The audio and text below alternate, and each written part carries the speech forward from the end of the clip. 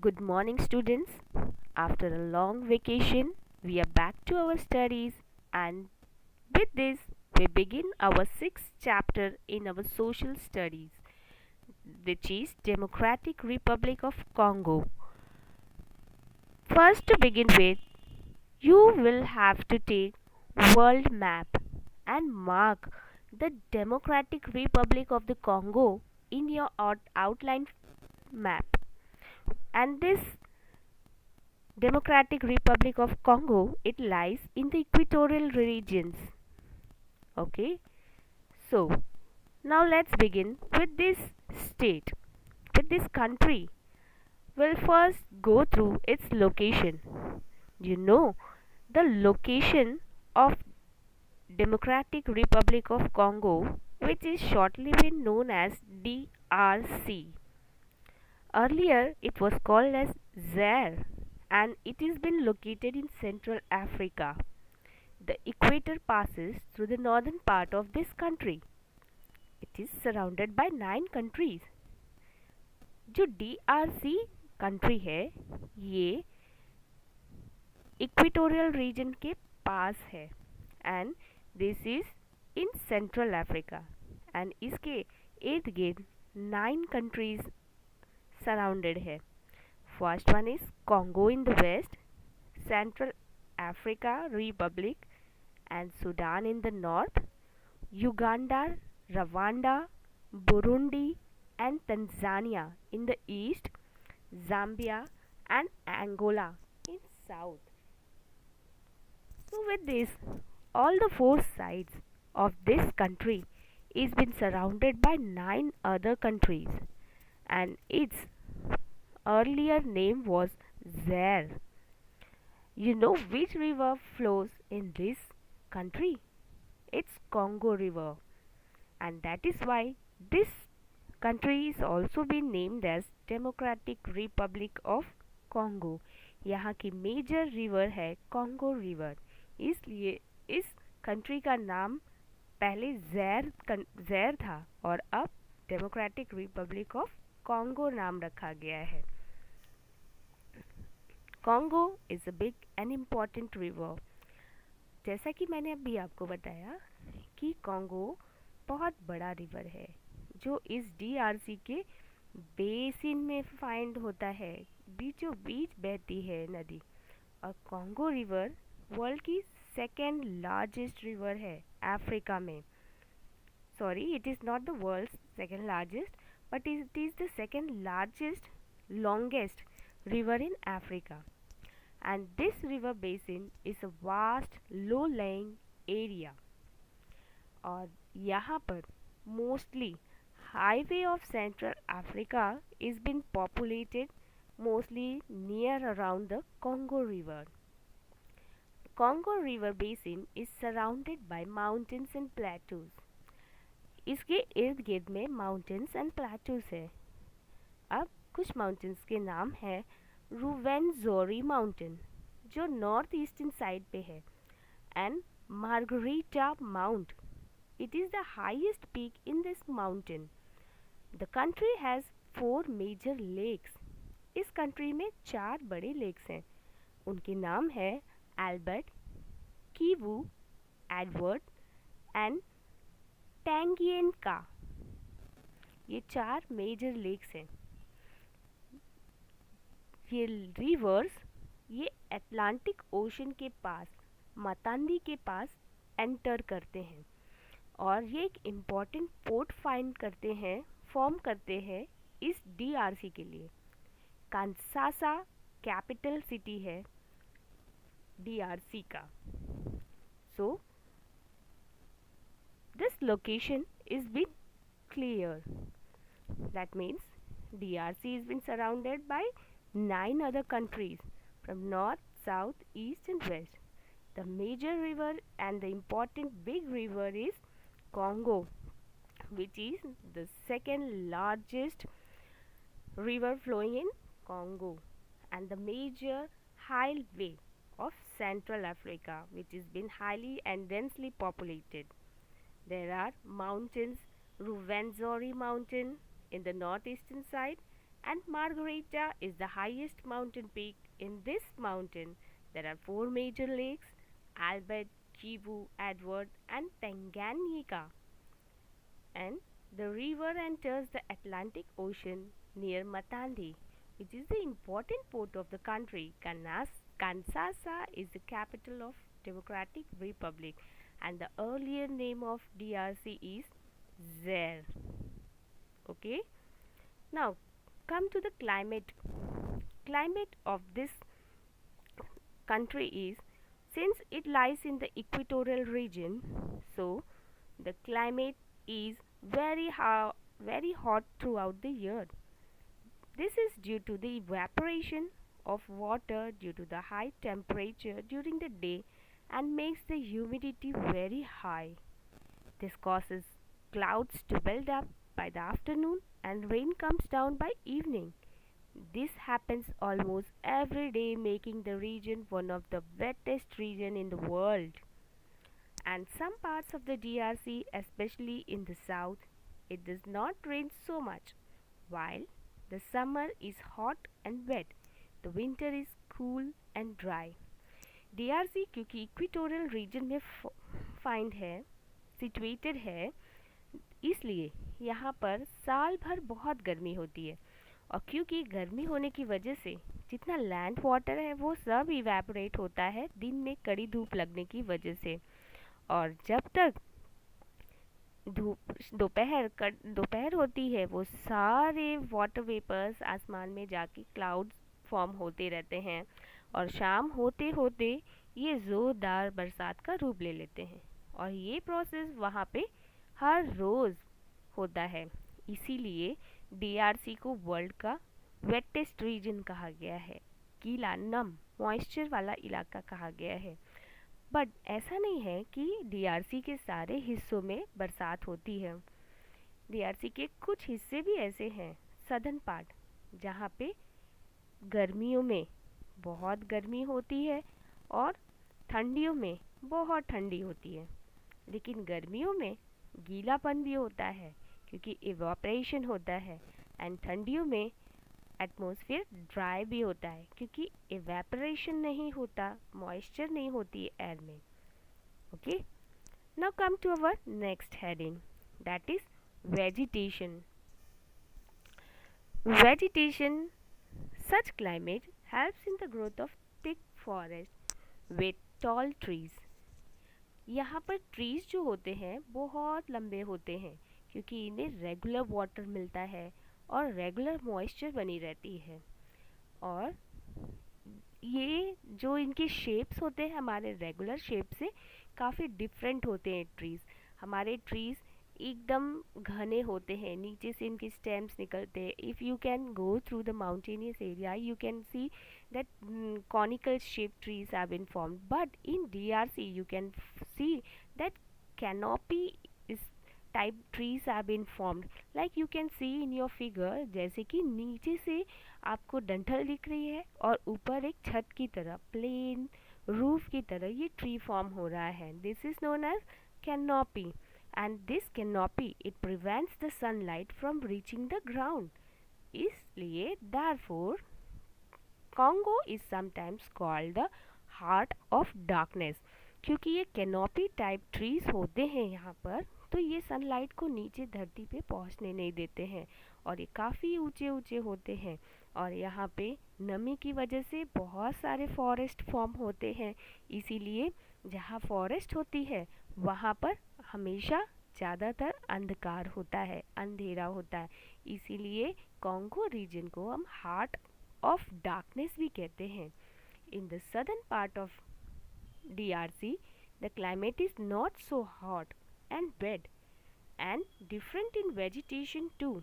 ये तो आपने देख लिया नॉर्दर्न पार्ट का DRC के बाकी एरियाज़ के बारे में, लेकिन सदर्न पार्ट में साउथ के हिस्से में DRC में क्योंकि ज़्यादा बारिश तो होती नहीं है सदर्न हिस्से में, वहाँ पे काफ़ी गर्मी होती है और हॉट भी होता है, वेट भी होता है, तो यहाँ का वेजिटेशन थोड़ा सा अलग होता है।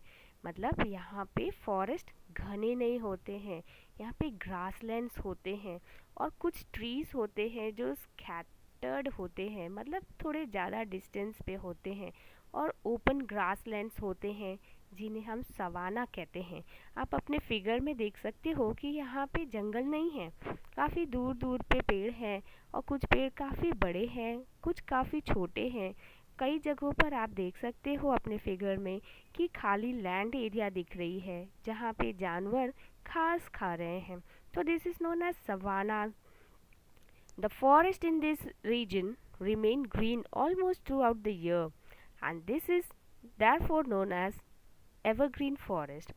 अब यहाँ के फॉरेस्ट जो है हमेशा हरे भरे होते क्योंकि इन्हें रेगुलर वाटर मिलता होता है ना, और इसीलिए इन्हें एवरग्रीन फॉरेस्ट भी कहा जाता है। यहाँ के जो लकड़ियाँ होती हैं, जो पेड़ होते हैं, वो बहुत हार्ड होते हैं, और जैसे महोगनी, इबोनी, ये सब रॉ मटेरियल्स प्रोवाइड करते हैं हमारे बड़े बड़े इंडस्ट्रीज़ के लिए, ताकि वो furnitures and other raw material का काम कर सके जो वुड से कंस्ट्रक्ट होती है या वुड से चलती है। Okay, now this was all about your vegetation in DRC। Will proceed with the wild life. अब जहाँ घना पेड़ है, जंगल है, तो वहाँ वाइल्ड लाइफ भी तो बहुत अलग से होंगे। तो come will see with the wild life. और यहाँ पे वैरायटी ऑफ वाइल्ड लाइफ देखे जाते हैं, जैसे savannas of DRC of Congo, elephants, hippopotamus, rhinoceros की भी कई सारी प्रजातियाँ होती है, जैसे रेयर एंड एंडेमिक स्पीशीज़। ये दोनों स्पीशीज़ जो है ये अलग अलग होती हैं। ठीक, चिंपैंजी की भी अलग अलग स्पीशीज़ होती है, एक कॉमन स्पीशीज़ जिसे हम जानते हैं, और दूसरी बोनोबो, mountain gorilla, okapi and white rhino भी यहाँ पर पाए जाते हैं। यहाँ पे इतनी सारी वैरायटीज़ ऑफ एनिमल्स होने के बावजूद, इतने जंगली जानवर होने के बावजूद, यहाँ पे कई तरह के बर्ड्स एंड इंसेक्ट्स भी पाए जाते हैं। और ऐसे बर्ड्स और इंसेक्ट्स जो सच में हमारे लिए बड़े दुर्लभ होते हैं और घने जंगलों में पाए जाते हैं, उनके बारे में आप वहाँ जाकर अगर आप देखते हो तो they are tsetse fly which causes the dreaded sleeping sickness. अगर ये जो टेस्टी फ्लाई जो होती है, अगर ये हमें काट लेती हैं तो हमारे हाथों में सूजन आ जाती है, और यहाँ तक कि कभी कभी हम बेहोश हो जाते हैं। और इतना ही नहीं, ये हमें बीमार कर देते हैं। ऐसे भयंकर यहाँ पर क्रीचर्स पाए जाते हैं। सो now we'll proceed with the agriculture. How do people live and what do they do? And this type of region जहाँ घने जंगल हैं, ढेर सारे एनिमल्स हैं, इंसेक्ट्स हैं, बर्ड्स हैं, वैराइटीज़ के, वहाँ लोग कुछ तो एग्रीकल्चरल वर्क करते होंगे। तो आइए देखते हैं कौन सा एग्रीकल्चर वर्क वो करते हैं। Farming is done on a large scale.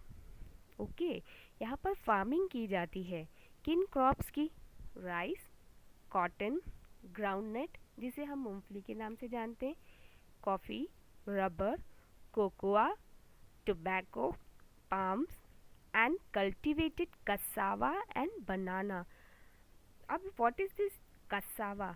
Cassava आपने साबूदाना सुना होगा, हम लोग व्रत वगैरह में खाते हैं, that is known as cassava. In your figure you can see cassava plant and cassava root. ये एक रूट प्लांट है। हम इंडियंस इसे किस में खाते हैं? व्रत में साबूदाना के रूप में खाते हैं। और कसावा यहाँ का स्टेपल फूड है, क्योंकि ये हल्का और जल्दी से पच जाने वाला भोजन है, इसीलिए यहाँ ये बहुत फेमस है। और कुछ और एग्रीकल्चरल प्रोडक्ट्स हैं, जैसे कोकोआ, कॉफ़ी, पाम ऑयल, ये कुछ चीज़ें जो है यहाँ से एक्सपोर्ट भी की जाती है वर्ल्ड के अलग अलग हिस्सों में। ओके, तो दैट मीन्स यहाँ के लोग खेती करते हैं और वो अपने खाने योग्य सारी चीज़ें इनके पास उपलब्ध होती है। तो व्हाट अबाउट इंडस्ट्रीज़? अब ये हमारे मन में विचार आ रहा है कि यहाँ इंडस्ट्रीज़ भी तो होगी, तो इंडस्ट्रीज़ के लिए क्या करते होंगे ये लोग? तो आइए देखते। तो DRC बहुत रिच है अपने मिनरल्स रिसोर्सेज के लिए। डीआरसी कॉन्गो वर्ल्ड का लार्जेस्ट प्रोड्यूसर है किन चीज़ों में? Cobalt, copper, diamond, tantalum.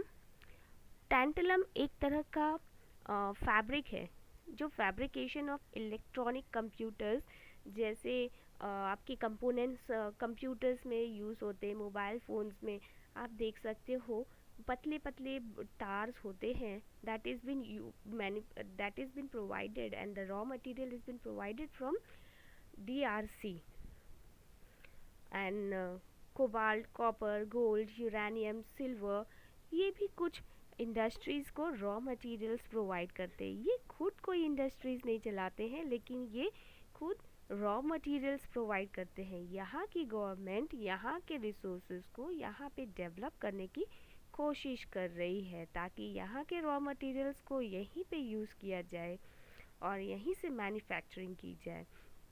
Water is another important natural resource. Dams are built on the rivers produce hydroelectricity.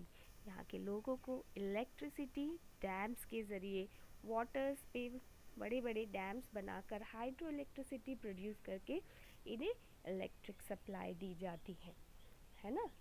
तो let's come and see about the life of the people. DRC is thinly populated क्योंकि यहाँ पे ज़्यादा रोज़गार नहीं है और ज़्यादा कल्टीवेशन नहीं है। यहाँ का क्लाइमेट बहुत अलग सा है।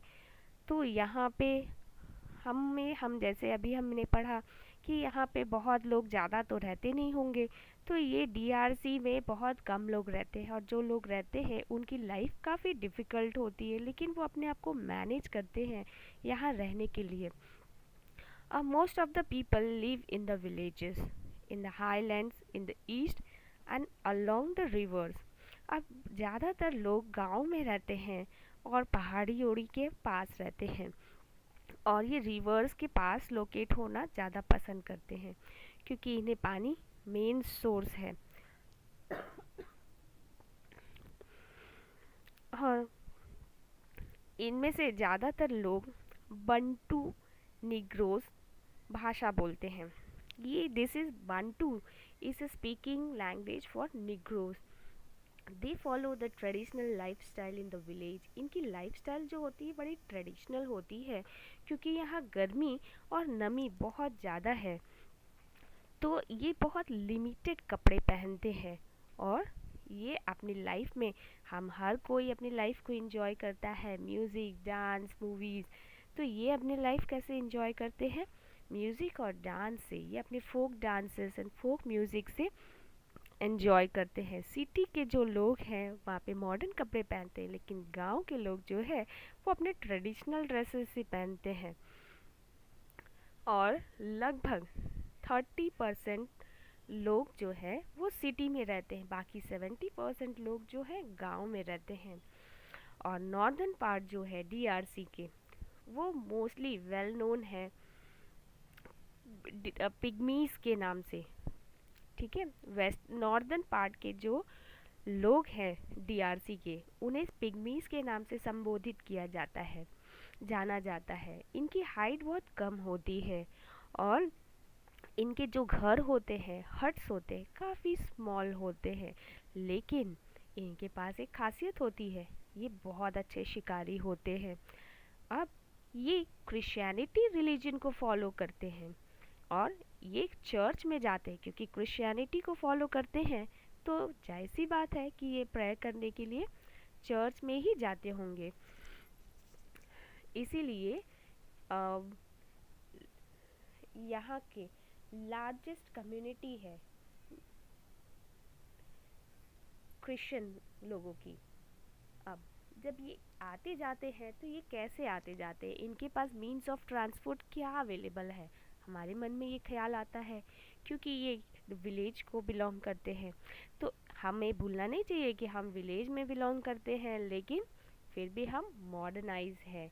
तो इनके पास ट्रांसपोर्ट के रूप में रेल एंड रोड जो सिटीज़ को कनेक्ट करते हैं एक दूसरे से, लैंड ट्रांसपोर्ट इतना अच्छा नहीं है इनके पास, लेकिन वाटर ट्रांसपोर्ट बहुत अच्छी फैसिलिटी है।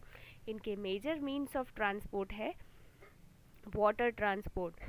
एयर कैरियज की भी मतलब प्लेन्स की भी इनके पास सुविधा है, लेकिन डीआरसी में प्लेन्स बैन है क्योंकि यहाँ पर बड़े बड़े पेड़ होते हैं, जैसा अभी आप लोगों ने पढ़ा है।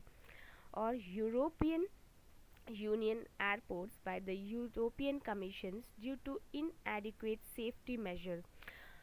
अब एयर कैरियज यहाँ पर बनाया जा सकता है, गवर्नमेंट इसकी कोशिश कर रही है, लेकिन क्योंकि यहाँ बहुत बड़े बड़े पेड़ पौधे होते हैं और जानवरों को नुकसान ना हो, जानवर अटैक कर सकते हैं, क्योंकि it is been highly densely populated area with trees and forest. तो आपने सेफ्टी को अनसेफ्टी को अवॉइड करने के लिए यहाँ की गवर्नमेंट ने अभी ऐसे कोई मेजर्स नहीं लिए हैं। अब आइए जानते हैं इनकी लैंग्वेजेस के बारे में। More than 200 languages are spoken in the country. यहाँ पे फ्रेंच इनकी ऑफिशियल लैंग्वेज है और 4 अफ्रीकन लैंग्वेजेस भी यहाँ पर ख़ास तौर से बोली जाती है। ईस्ट में स्वाहिली, किकांगो, किन्सासा एंड कोस्ट। ये किकांगो जो है ये इनकी लैंग्वेज है जो किन्सासा और कोस्ट के बीच में बोली जाती है, यहाँ के रहने वाले लोगों के बीच में। स्वाहिली ईस्ट के लोगों में बोली जाती है। त्रिशुलबा ये साउथ के लोगों के बीच में बोली जाने वाली है। लिंगला ये कॉन्गो रिवर के रहने वाले लोगों के बीच में बोली जाती है। तो इन शॉर्ट हम ये कह सकते हैं कि इस पूरे लेसन में हमने जैसे कि अभी आपको बताया कि डेमोक्रेटिक रिपब्लिक ऑफ कॉन्गो ये सेंट्रल अफ्रीका में है और इसका कैपिटल किन्सासा है। इसका पुराना नाम है ज़ैर। और कॉन्गो ये hot and wet climate and ये कवर करता है ट्रॉपिकल रेन फॉरेस्ट को। It lies in the equatorial region. यहाँ के मेन ऑक्यूपेशन है फार्मिंग में ये rice, cassava, maize, coffee, rubber, cotton, palm oil ऐसी सारी चीज़ें ग्रो करते हैं। पिग्मीज यहाँ के वेल नोन ट्राइब्स हैं और most of the population consist of bantu. They speak Negroes. Rivers are the main means of transportation. इनका main means of transportation river है। And with this we end up with this beautiful lesson of the Democratic Republic of Congo. So students, please go through the lesson, read it, and you do one thing.